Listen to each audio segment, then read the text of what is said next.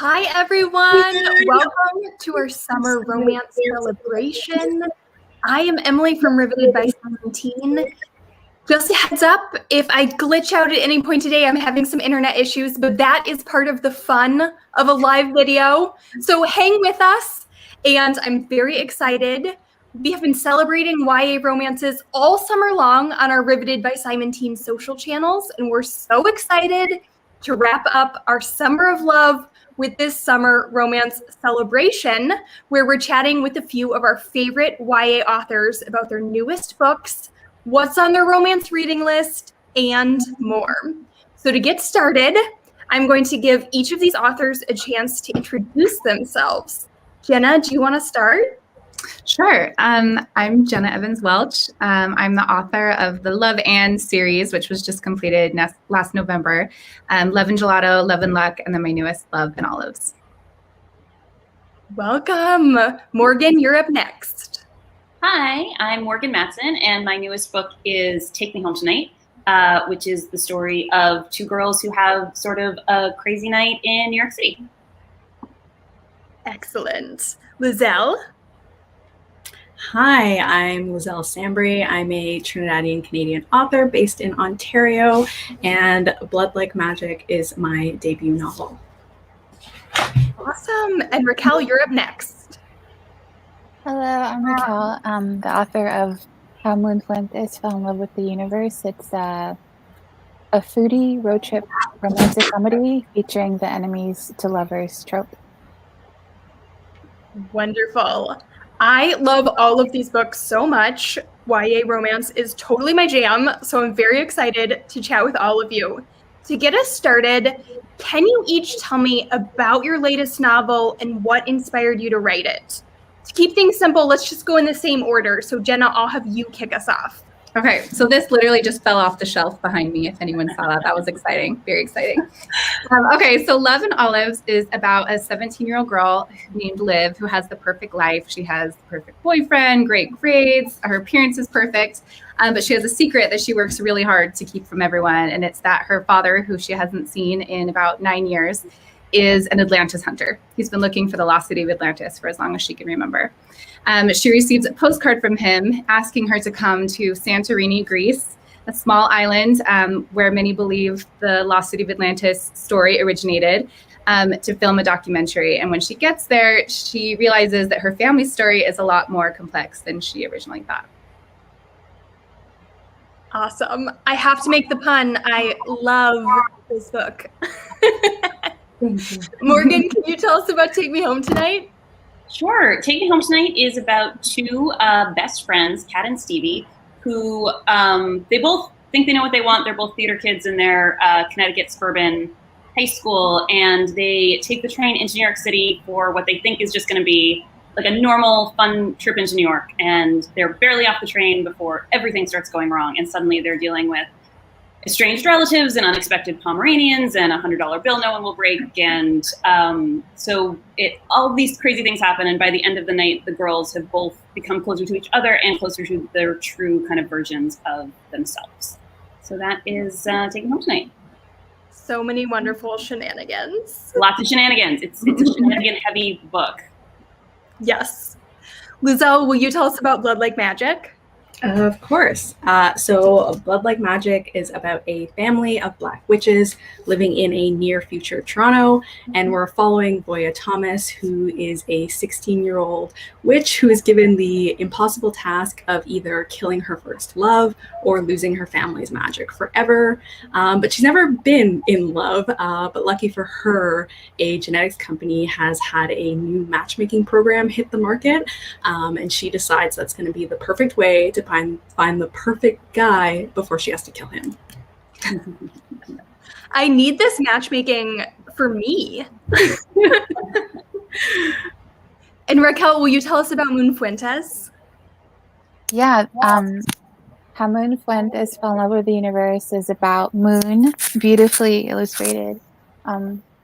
She is living in her sister's shadow, and her sister is like a social media influencer star, and she's sort of forced to accompany her sister on this tour across the states in order to work as the merch girl on the tour. And she butts heads with this guy who's really grumpy and also very attractive.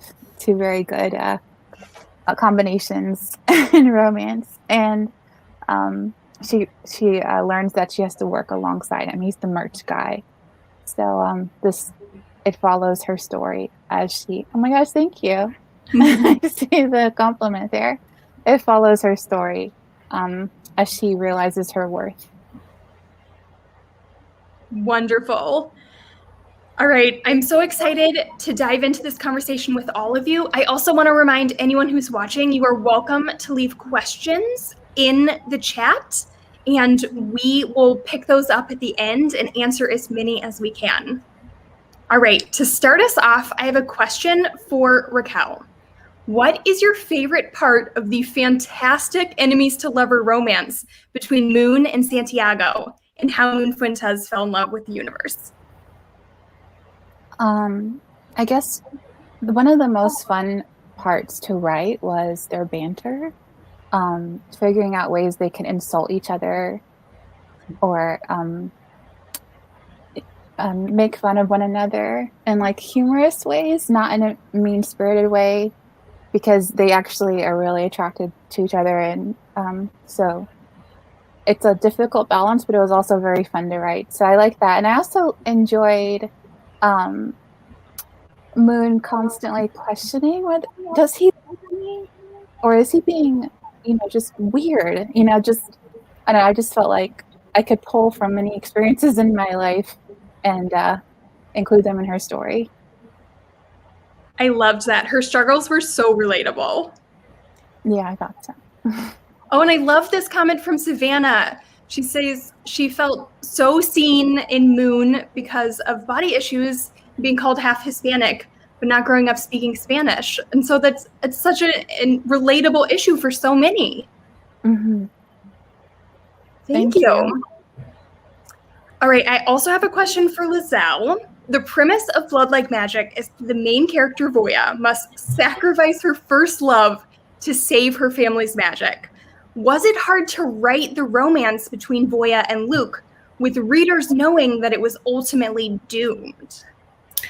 Yeah, it was hard. It's a fine balance because she's going into this situation in which she's trying to fall in love with someone while knowing the whole time, oh, I have to kill this person to save my family's magic. And this is kind of a thing I have to do.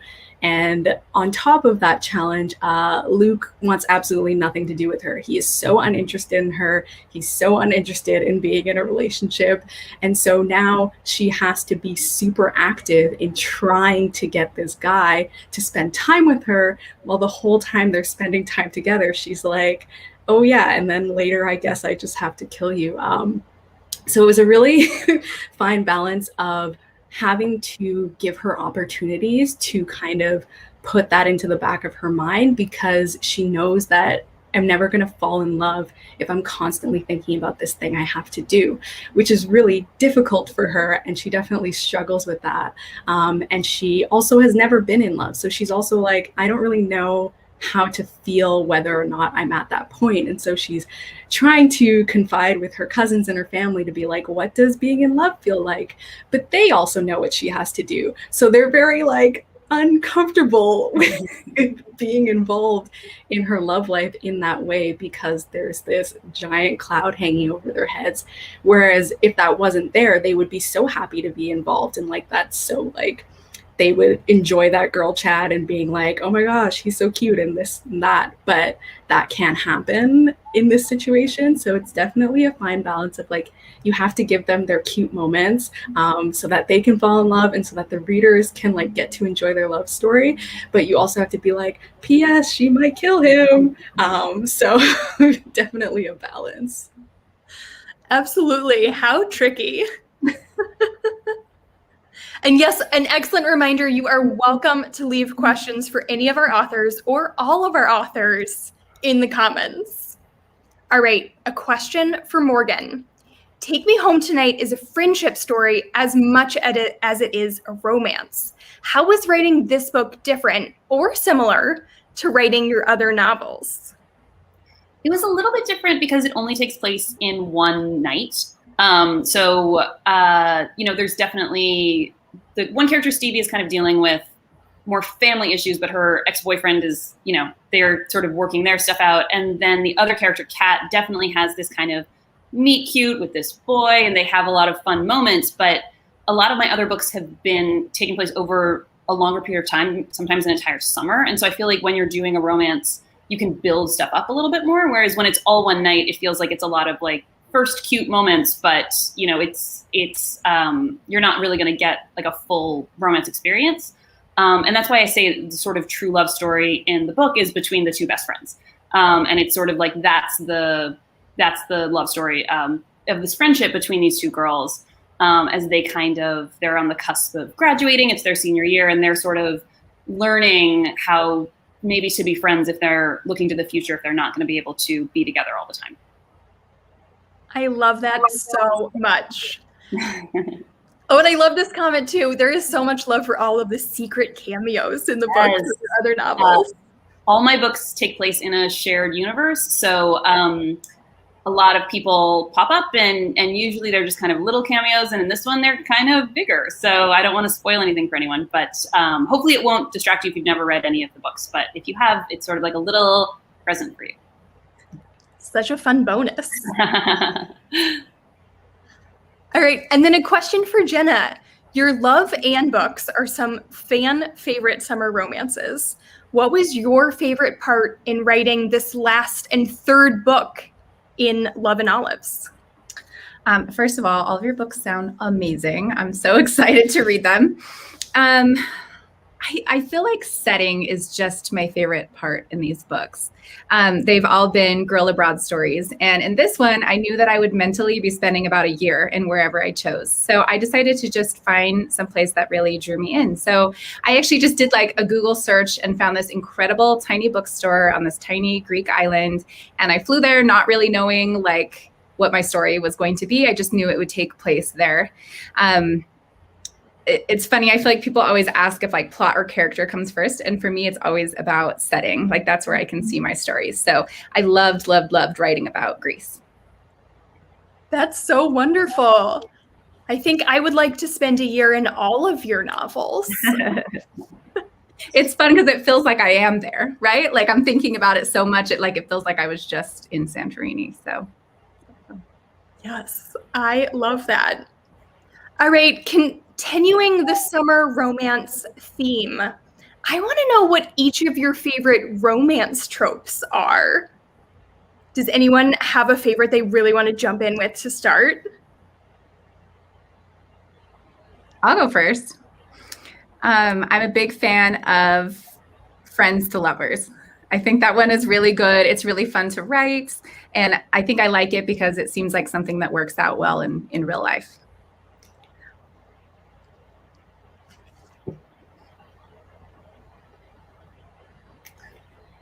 There's a couple, there's a few I use in like all of my books, that someone pointed out to me and I was like, oh, that is weird. Like there's always like a scene where it's like, in Amy and Roger, it's literally like, oh no, there's only one bed. That happens like 3 times. But like in all my novels, there's like a scene where like 2 people have like an all night conversation and end up like sleeping next to each other in the same room, except for the most recent one. So I do that a lot. And then I have so much kissing in the rain. Like there's just like constant rain kissing. And like, even, I think it's in all of my books, this one has some snow kissing. So I changed it up a little bit, but like even in one of my books, they're inside a car and it's raining, but like the sunroof is missing. So it's raining in the car. And it's just, so it's like whatever I could do to like get this trope in, I did. I love that. I could go next. I'm a big enemies to lovers fan, which may be obvious given the book, but I just love the conflict and the drama of it because you have to start from this point that you then have to build up to not only past like friendship, but like into like, oh, I actually like you now, and getting into love from like a really difficult point. And then also you kind of have to backtrack on what happened when you were like enemies and when you weren't getting along, because sometimes there are things that happen during that period that then need to be like unpacked when you're like, oh, you're a person I actually care about now, and we're not fighting or we're not having that happen. And so I really just enjoy the conflict of it. I'm with you there.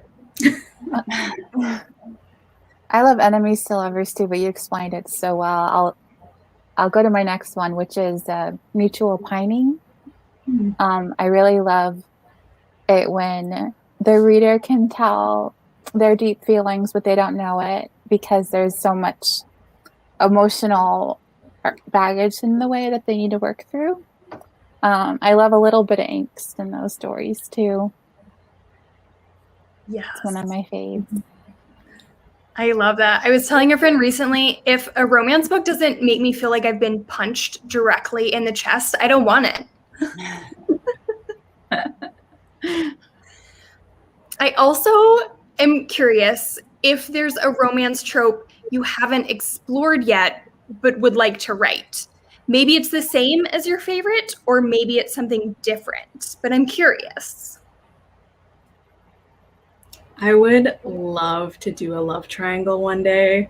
I just feel like it's just the ultimate. Like, I think of, like, I just really enjoy ship wars. Like, I love picking who you like best and like guessing who they're gonna end up with, and like being like, oh, these are like the qualities that they have that are amazing, and these are the qualities that this other person has that's amazing.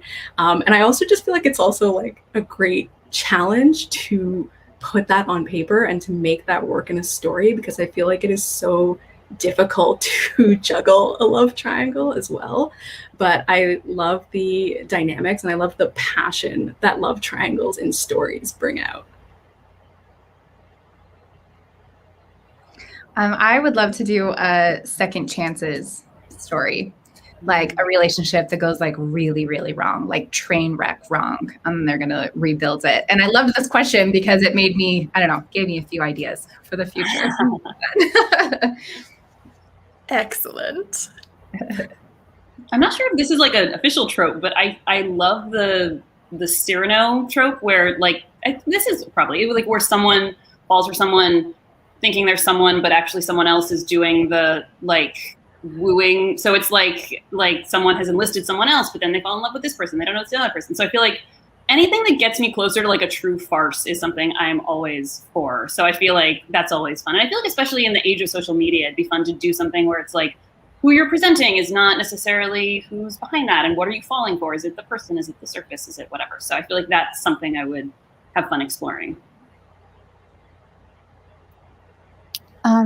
I haven't, this is my first romance. I haven't really gotten to explore like so many tropes. I would love to write There's Only One Bed. That one just seems like it'd be so much fun, especially if, I don't know, especially if they were uncomfortable, like in an enemies to lovers situation, like they just pretend like they don't actually want to be close to each other. I think that'd be fun. So. This is so great. I want to read all of these hypothetical books we just talked about. And I know I'm getting our TBRs extra long because all of your books, I'm sure, are on every viewer's TBR. But to just add to that a little bit more, can each of you give me one or two YA romance suggestions that you love? And to keep things easy, we'll go in intro order. So I think, Jenna, you get to kick us off. Sure. Okay. So I just read When We Collided by Emery Lord. It's one that I like. I think it came out a few years ago and I just hadn't read it at that point. So the relationship in that book is between Vivi and Jonah, and they were such beautiful, interesting characters. And like, not to like give anything away, but it took me probably 5 days to read the last chapter because I was so like devastated. And I was like, I'm going to like die from this book. I'm going to have to take it really slowly. So I would really, really recommend that book. Oh, that is one of my favorite books. I love that suggestion. Morgan, do you have a title for us? Yes. If you guys haven't read Maureen Gu's Somewhere Only We Know, it is so wonderful. It's basically like her updated version of the movie Roman Holiday, but set in Hong Kong with a K-pop star and like a paparazzi photographer. And it's all one night. It's Hong Kong. It's so lovely and swoony. And it's just, it paints the picture of the city so well, especially when a lot of us aren't traveling as much right now. I can't recommend it enough to just kind of get swept up in this amazing world. That sounds wonderful. It's so good. It's so good. Yes.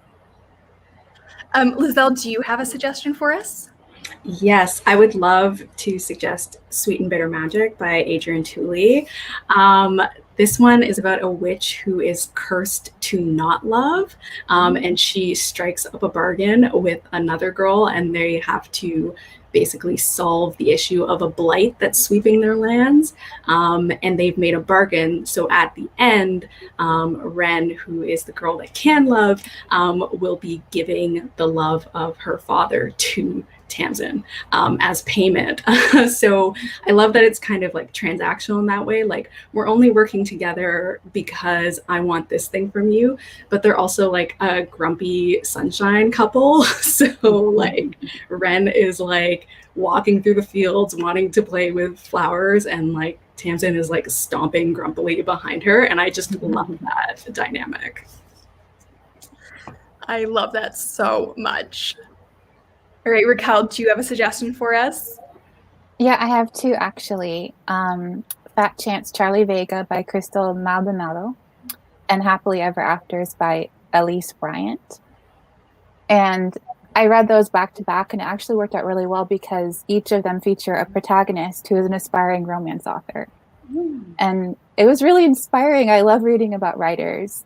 Beach Read by Emily Henry was also one that featured a romance or women's fiction writer. Every time I read one of those books, I get inspired, and I just, like, for instance, Charlie Vega likes to light fairy lights when she writes. And so I have a special candle now I turn on because it just inspired me so much. And the stories are also very beautiful. I love that. It looks like we have a few questions from the audience. So a reminder, you can put your questions in the comments and we will poll them. First up, a question from Anni Banani. If you couldn't write YA romance, what genre would you want to write? That's a tough one. Well, I've written sci-fi before, and I have a manuscript that I'm working on that's also sci-fi. So I guess sci-fi because I'm writing it alongside romance. I like that. You can do both. Yeah. I want to write a mystery, like a true mystery, maybe a murder mystery. Like I love reading them, and so lately I'm like, like I don't know what that is, but it's they're super fun. They're super fun. It's a genre I love to read. So lately I've been like, what am I going to do with this? Why do I keep reading these books? What's going on here? So I feel like that might be somewhere I would want to investigate, so to speak. I didn't even mean to make that a pun.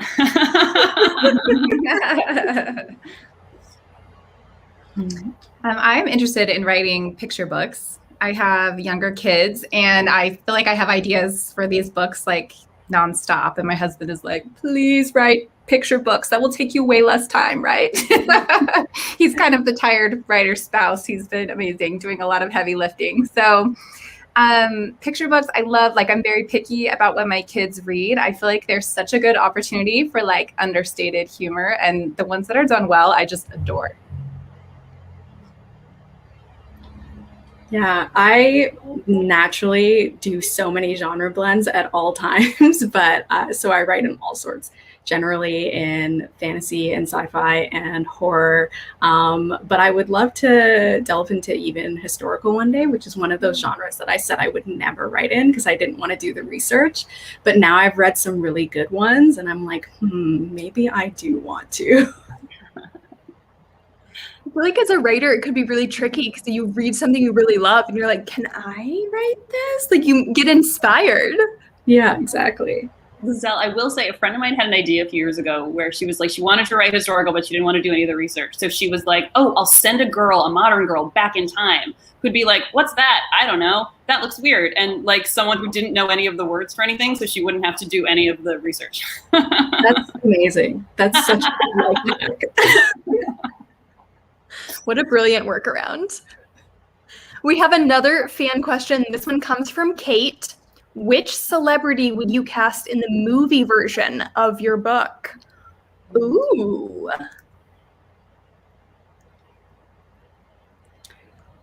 I always struggle with this one, but I do have like, and it's not even the main character. It's just one other character. And he's like a little bit creepy. And so in my head, I just like immediately cast Bill Skarsgård because I think he does creepy so well. Like he's great on like standing on that precipice of like handsome but like dangerous and like you're kind of scary. Yeah, it's the same thing. For me, the two main girls are a little fuzzier, but there's like a drama teacher in their book and there's like a joke that he looks like Paul Rudd. And so after I wrote that, I could only picture Paul Rudd. So that's sort of like the one person I'm like, oh, that's like who I can picture from an actor. I always have a hard time with this question too. I always think that it would be amazing to have actors that people didn't know, right? Like someone who was like brand new and you don't have any like previous associations with them. I also had this very weird experience with my first book, Love and Gelato. I had this reader write to me and say, this is going to sound strange, but I'm Italian American and I feel like I look exactly like your character. Is it okay if I send you a picture? And she did. And I was like stunned. She looked exactly like what I had pictured. And it was, I don't know, it kind of gave me chills. It was cool. Oh my gosh. I literally have no idea. I always laugh when people ask me this because I just don't know any actors young enough to play. I don't know of any actors young enough to play young adults. Like I'll think of someone like Santiago, maybe if the Hemsworths had a very younger brother, maybe like, but then I'm just like creating people who don't exist because I'm sorry. I have no idea. So. That's okay. Sometimes it's part of the fun for the fans to come up with their own concepts and ideas anyway. All right, I think we have time for one more audience question, and this one comes from Savannah. She wants to know, what's your experience publishing books during a global pandemic? And what a question. I'll start. I was really worried. I was supposed to be, Love and Olives was supposed to be published like at the beginning of summer and then was moved back like many other authors. I remember watching Instagram and it was like this Oprah moment, like you get a new release date and you get, right? Like everything was just shifting and publishing. And I was worried like, okay, I'm going to have to like launch this like from my basement basically. And I feel like it's, you know, like maybe the wrong time of year to put this book out there. And that actually turned out to be a really, really wonderful experience for me. I felt like I connected with more readers because I was doing more things online. And I also loved getting notes from people saying, I have been trapped in my house and I'm like, just went on this mental vacation with your book. And that wasn't something that I'd thought about. Like when I was writing it, I wasn't thinking, oh, we are all desperately wishing we could travel the world, but we can't at the moment. So it actually, I mean, I felt very like grateful for how it all turned out. Yeah, I can relate to that, the like feeling like you ended up having a bit of a greater connection to readers, especially for me being in Canada. There would have been a bunch of things I could not attend in any case. And so in that case, it's kind of been a mixed bag because it's like, okay, I feel like I have more opportunities to reach and connect with readers, but also certainly this isn't what I imagined when I imagined a debut author year. But I think I've been able to adjust well, in part because, you know, people whose books came out in 2020 really did a lot of the things. They did a lot of the learning. They walked so we could run. And so that made things a lot better because it felt like you kind of had a buddy who had already gone through it that could help you and suggest things. Yeah, I mean, I agree. It's definitely been unexpected, but it was nice to feel like you were kind of getting to reach a much broader audience than you would have on tour, where you're only going to a certain number of cities. It was just open to everyone with an internet connection. I really did miss one of my favorite things. I love being on tour and I love meeting readers so much. And, there's some people who I've managed to see almost every year, and it's been this lovely connection you make with people. And so I really did miss getting to see everyone and chat with everyone. So I'm just hoping that, when the next book comes around, that we'll be in person again. But it was lovely to feel that you were doing that kind of same connection just online or through social media. For me, excuse me, my debut came out last year. So I really don't have an experience of publishing not in a pandemic, at least not fiction. I have published poetry before, but that's just on a such smaller scale. So I think it's really cool to connect with people like this. But I imagine that it was a lot more stressful in different ways, because I wasn't just concerned about